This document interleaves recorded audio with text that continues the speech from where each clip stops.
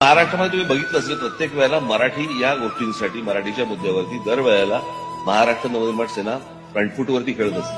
माझी मराठी माणसाला पण माझी हात जोडून विनंती आहे, हे सतत सारखं सारखं नाही घडू शकत, होणार नाही. उद्या जर समजा महाराष्ट्र नवनिर्माण सेना या राजकीय किंवा या राजकारण्यांनी, सरकारांनी, इतरांनी हे जर संपवायचा प्रयत्न केला तर ह्याच्यामध्ये मी नाही अडचणी देणार, ह्याच्यापुढे मराठी माणूस अडचणी देणार. कारण ही सगळी माणसं कोणी त्यांची बाजू घेणार नाही.